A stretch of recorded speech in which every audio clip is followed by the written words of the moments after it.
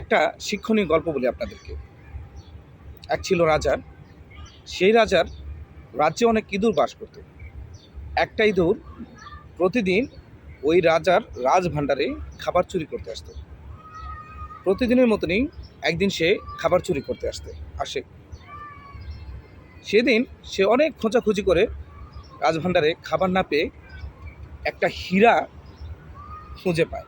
সেই হীরাটা সে খেয়ে তার পেটের ভিতরে নিয়ে পালিয়ে যায় চুরি করে। পরের দিন তো রাজদরবারে হুলস্থুল কাণ্ড, হীরা পাওয়া যাচ্ছে না। এই নিয়ে মহাকাণ্ড ঘটে গেল। সবাইকে খোঁজাখুঁজি করলো, কার কাছে হীরা আছে, কে চুরি করলো বের করার জন্য, কিন্তু কোথাও কোনো হীরার খোঁজ নেই।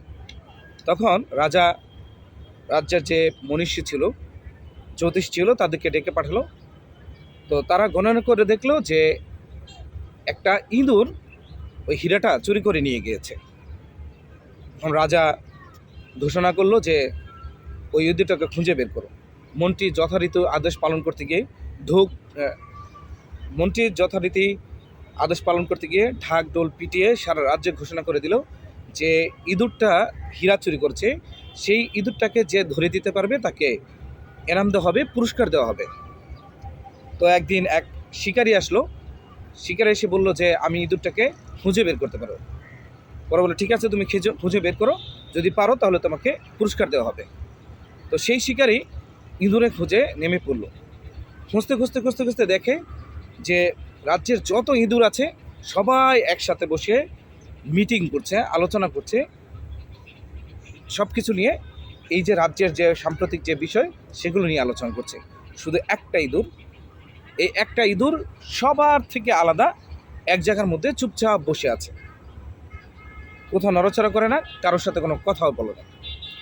তখন ওই শিকারী ওই ইঁদুরটাকে ধরলো এবং তাকে ধরে জবাই করে তার পেট থেকে হীরাটা বের করলো। সেই হীরা নিয়ে সে রাজাকে জমা দিল যে এই যে ধরুন আপনার হীরা পাওয়া গেছে, ওই ইঁদুরটার পেটের ভিতর থেকে এটা পাওয়া গেল। রাজা তাকে ধন্যবাদ দিল এবং পুরস্কার দিল।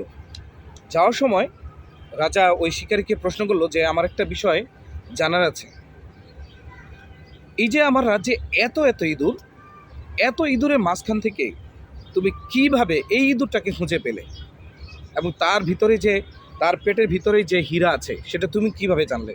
সেটা হচ্ছে আমার প্রশ্ন, জানার বিষয়, এটা আমার আগ্রহের বিষয় যে তুমি কিভাবে পারলে এত ইঁদুর মাঝখান থেকে এই ইঁদুরটাকে খুঁজে বের করতে। তখন ওই শিকারী উত্তর দিল, এটা অনেক সহজ বিষয় ছিল। রাজা বলল যে কিভাবে? পরে বলল যে মূর্খরা যখন হঠাৎ করে ধনী হয়ে যায় তখন তারা নিজেদেরকে আলাদা করে ফেলে, তার সমাজ থেকে, তার পরিবার থেকে, তার স্বজনদের কাছ থেকে, যথারীতি তার সমাজের যে মানুষ আছে তাদের কাছ থেকে সে নিজেকে আলাদা করে ফেলে, যারা হঠাৎ করে বড়লোক হয়ে যায়। এই বোকা ইঁদুরটিও ঠিক তাই করেছে। সে যখন এই হীরা পেয়ে নিজেকে অনেক বেশি বড়লোক মনে করলো, সে অন্য ইঁদুরের কাছ থেকে নিজেকে আলাদা করে ফেললো।